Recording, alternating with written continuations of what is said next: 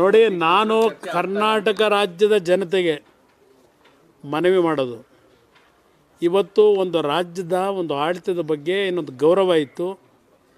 ಆ ಗೌರವ ಇವತ್ತು ಹೋಗ್ತಕ್ಕಂಥ ವಾತಾವರಣ ಯಾವ್ಯಾವ ರೀತಿ ನಿರ್ಮಾಣ ಆಗಿದೆ ತೀರ್ಮಾನ ನೀವು ಮಾಡ್ಕೊಳ್ಳಿ.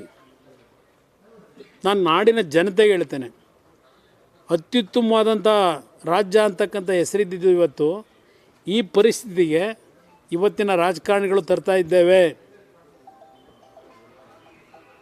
ಎಂತೆಂಥ ಇಶ್ಯೂಗಳು ಬರ್ತಾಯಿದೆ ಈಗ. ಇದು ಅಸಹ್ಯ ಆಗೋದಿಲ್ವ? ಯಾರೋ ಬೀದಿಲಿ ನಾಳೆ ಬೆಳಗ್ಗೆ ನಿಮ್ಮ ಮೇಲೆ ಯಾರಾದರೂ ಒಬ್ಬರು ಹೋಗ್ಬಿಟ್ಟು ಒಂದು ಕಂಪ್ಲೇಂಟ್ ಕೊಡ್ತಾರೆ, ಇದೆಲ್ಲ ರೋಡಲ್ಲಿ ಹೋಗ್ತಾ ಇದ್ದೆ ಹಿಡ್ಕೊಂಬಿಟ್ಟ ಎಳೆದ್ಬಿಟ್ಟ ಅಂತೇಳಿ ತಗೊಂಡೋಗಿ ಲಾಕಪ್ಗೆ ಏನು ಮಾಡ್ತೀರಿ? ಇದೇನು ಪೊಲೀಸ್ ಇಲಾಖೆನಾ? ಅದೇ ವಿಚಾರದಲ್ಲಿ ಬರ್ತಾ ಇರೋದು ನಾನು ನೋಡಿ, SIT ಬಗ್ಗೆ ರಚನೆ ಆದ ದಿವಸಲೇ ಮೊದಲೇ ನಾನು ಹೇಳಿದ್ದೇನೆ. ಮೊದಲನೇ ಬಾರಿಗೆ ನಾನೇ ಹೇಳಿದವನು, ಯಾರೂ ಹೇಳಿಲ್ಲ. ಇದು ಸಿದ್ದರಾಮಯ್ಯ ಇನ್ವೆಸ್ಟಿಗೇಷನ್ ಅಥಾರಿಟಿ, ಇನ್ನೊಂದು ಶಿವಕುಮಾರ್ ಒಂದು ಅಂತ ಹೇಳಿದ್ದೆ.